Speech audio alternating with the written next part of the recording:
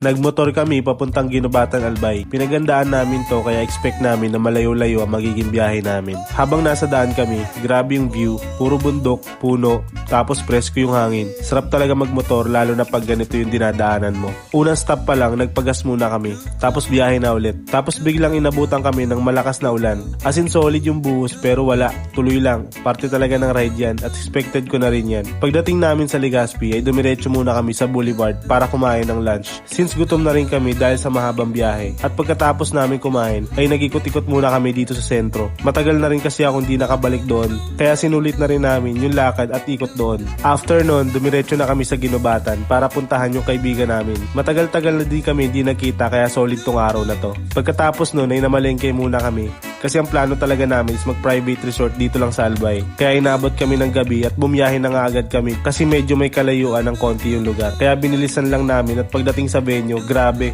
ang ganda ng lugar. Tahimik at kami lang yung tao kaya kinausap na namin si ate at kinuha na namin yung isang maliit na room since apat lang naman kami kaya mas okay sa amin to. Kumain muna kami at sopas yung niluto namin para madami-dami ang makain namin at magkaroon ng energy uli since pagod kami sa biyahe. After kumain, naligo na kami sa pool. Sobrang sarap sa pakiramdam kasi mainit yung tubig.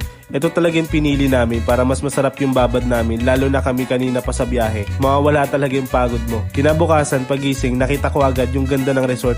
Grabe ramdam mo talaga yung nature. Kagabi kasi di namin makita yung paligid since gabi kami nakarating. Kaya nagpaaraw muna kami at nagkape. At pagkatapos ay nagasikaso na nga kami para sa pagalis namin. At bumiyahe na nga kami pabalik muna sa kanila at sobrang ganda pa rin talaga dito sa Albay. Ramdam mo talaga yung probinsya habang nagmamaneho. At pagdating nga namin ay nagpahinga lang kami konti tapos nagpaalam na rin. Habang pauwi kami, dumaan muna kami sa ilang spots dito sa Albay at ang una namin nakita is itong Riles na may magandang tulay kaya di namin pinalampas at nagpa-picture din kami. Tapos pinuntahan din namin tong Cagsawa Ruins dito sa Albay. Sikat yung simbahan dito tapos kita mo pa yung mayon. Sobrang ganda talaga at sobrang ganda ng view. At ang huli naming nadaanan na itong Highlands sa Legazpi. Naabutan namin yung golden hour. Dito sa taas, sobrang ganda ng kulay niya at paglubog niya. Kaya tamang timing yung pagdating namin. Kitang-kita din namin yung buong Legazpi sa likod. Tahimik pero solid yung vibe. After nun, umuwi na rin kami, pagod pero masaya. Ganito yung araw na simple lang pero tatatak talaga sa'yo. Solid na biyahe, solid na alaala, kaya ready na uli kami sa mga bago pang mangyayari ngayong darating pa na buwan.